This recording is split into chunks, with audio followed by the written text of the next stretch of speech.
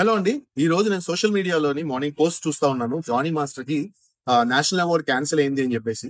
చూడగానే చాలా బాధ అనిపించింది. అయితే ఈ రోజు వరకు కూడా జానీ మాస్టర్ గురించి మాట్లాడుకోవడానికి కారణం ఏంటంటే, ఒక ఆడపిల్ల విషయం, ఒక సెన్సిటివ్ విషయం.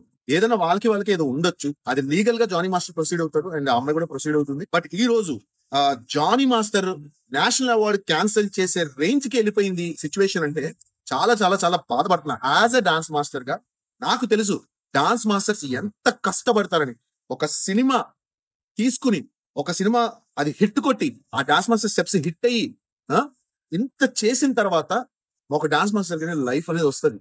ఓకే, ఈ రోజు ఆయన ఎంత కష్టపడి ఉంటే, ఎంత కృషి చేసి ఉంటే నేషనల్ అవార్డ్ రేంజ్కి వెళ్ళి ఉంటాడు. కరెక్ట్ గా నోటి దగ్గర దాన్ని కాలుతో తన్నేశారు. సో ఇది అసలు కరెక్ట్ కాదు, చాలా తప్పు. ఎవరైతే అమ్మాయి ఉంది కూడా ఆ అమ్మాయికి చాలా సార్లు మేము కూడా పిలిచాం వర్క్ వైజ్ గా, నా దగ్గర కూడా వర్క్ చేసింది తను.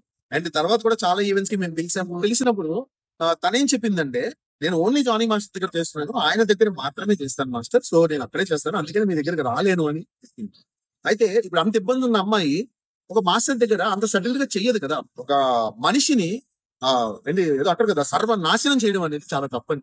ఎందుకంటే లా కూడా ఈ రోజు కంప్లీట్ గా అమ్మాయిల సైడ్ అయిపోయేసరికి అమ్మాయిలు కూడా అంత ఈజీగా అబ్బాయిల మీద కేసులు పెట్టేసి వాళ్ళ జీవితాలను నాశనం చేసేసి సంక నాకు ఇచ్చేస్తున్నారు. So this is not at all correct అండి. నిజమేంటి?